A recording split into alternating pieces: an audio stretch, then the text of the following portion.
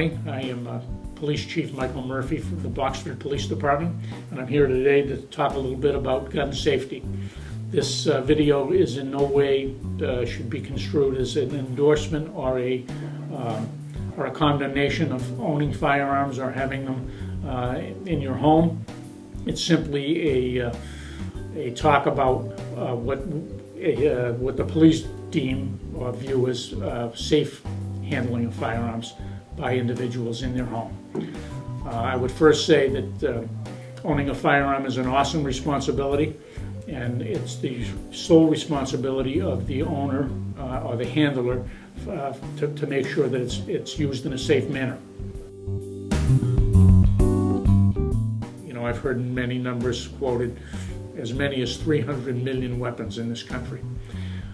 It's an extraordinary number. It's it's barely below our population. And again, I don't attest to the accuracy of that number, but I have seen that number out there. As far as Boxford goes, I would say it's probably representative of the rest of the state. The Los Angeles police took 2,000 firearms off the street in a gun buyback, and that represents what is sold in one day in Los Angeles, California. So it's sort of a losing battle with respect to trying to minimize the number of guns out in the street.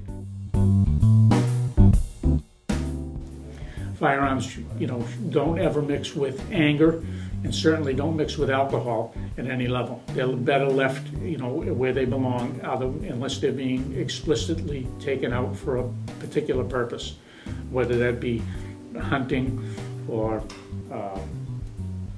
target shooting or whatever it is that your preference is. Securing a firearm in your home is the responsibility of the owner, and it's a criminal offense if you don't comply with the statute.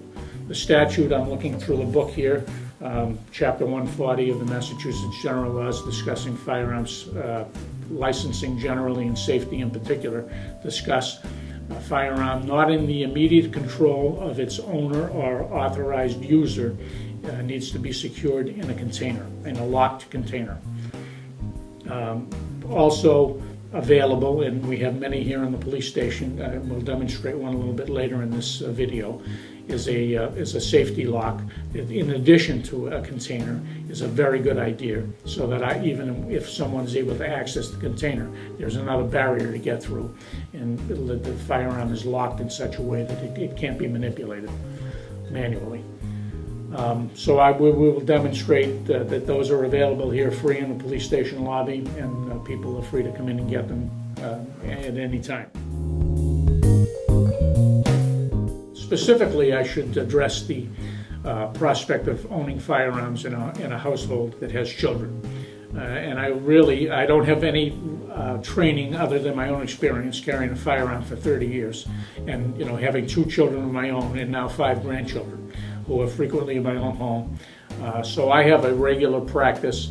It's the only way to make sure that something's going to be done consistently, is to do it consistently.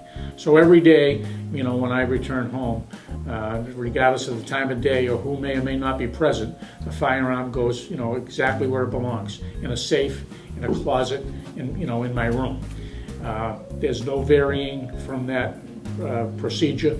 It's it's automatic.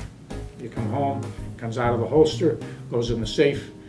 Safe gets locked. Doesn't matter if you're going out again in an hour. Doesn't matter if you're going to need the firearm in the short term.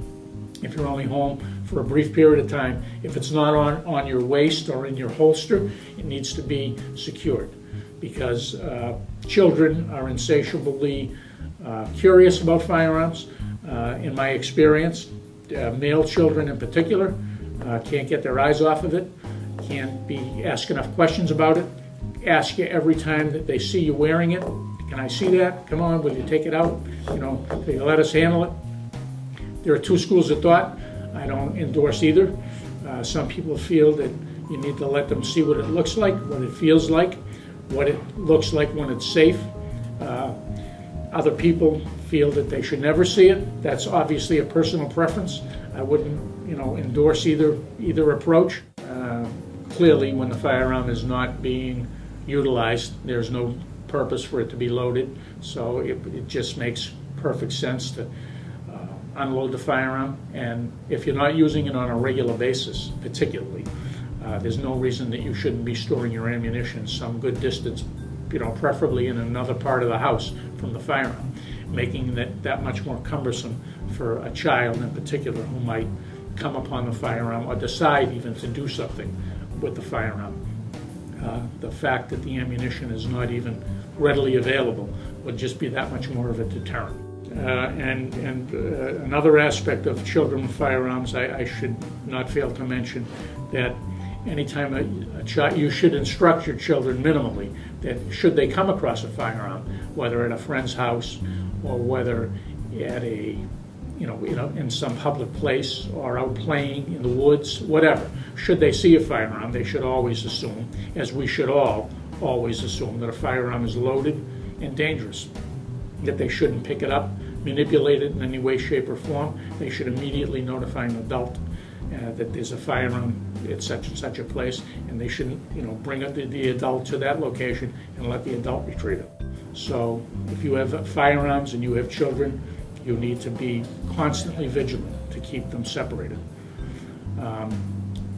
Firearm safety locks, which I'm going to demonstrate here very shortly, is one way to do it, but clearly safes are the other way to go. They make it difficult not only for your children to access the firearms, but should someone break into your home, which does happen periodically, it would make it very difficult for them to leave your home with firearms, endangering, everyone. Law enforcement, yourself, should you interrupt the burglary. So you want them to be secure. They're a tool for many purposes. Again, hunting, target shooting, personal protection, but they're a tool. And when you're done with a tool, it needs to be properly stored, and you need to be able to account for it.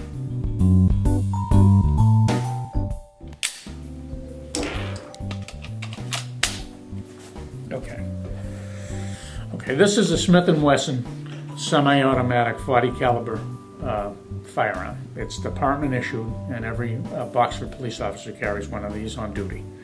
So, just to give you a general indication of how this works, and many people I'm sure do, and this is 101 at best, because I'm not a gun aficionado. But this is the clip that holds, several rounds of ammunition for a police. Most civilians would not be carrying a clip of that size. Now, a person who's completely unfamiliar with firearms may assume that this firearm is now empty and safe, but clearly it is not. And there is an indicator on this firearm that indicates that there is something in the chamber, and there's a small window at the very top of the weapon where you can see a small silver indication that to a person who knows would tell them that there is one in the chamber of this firearm. So this firearm right now is completely capable of firing, and if I were to put my finger in the trigger guard and pull the trigger, it would discharge into that wall. And my understanding or my inference, my feeling is that people sometimes make this mistake and either injure themselves or injure some innocent bystander. So the next step in clearing the firearm is to rack the slide and discharge that last round. And then the only way for a person to ensure that a firearm is truly safe is to hold the slide back, inspect the barrel, and now you can be assured that the firearm is not loaded and it's safe to manipulate otherwise. With respect to these locks that are available in the lobby of the Boxford Police Department that are provided to us, and I'm embarrassed to say I'm not sure exactly who provides them, but they seem to be in constant supply. They're free of charge and they're not for resale, so you can come in and get them. And it's really just not unlike a bicycle lock. And when I'm using a lock like this, I do it in this manner. You just take this and you put it up through the handle. Bring it up through where the slide would go forward. Now it's virtually impossible for this weapon to be, to fire around. And if you're interested in doing so, I suppose you could, put this around something. Or if you had if there were an eye inside of your safe, for example, you could weave this through the eye and make it impossible to even remove it from the safe. So these are a very good idea, and given that they're free, there's absolutely no reason why every firearm that any person in Boxford might own shouldn't have one on it when it's not otherwise being utilized. So that's all I can really say about firearm and firearm safety, is that if you are going to own firearms and you're going to store them in your home, or you're going to carry a firearm, you need to be intimately familiar with with the safety measures that you need to take. You need to be familiar with the statute with which you need to comply, and you need to be constantly vigilant that no one else is trying to access or make use of your firearms.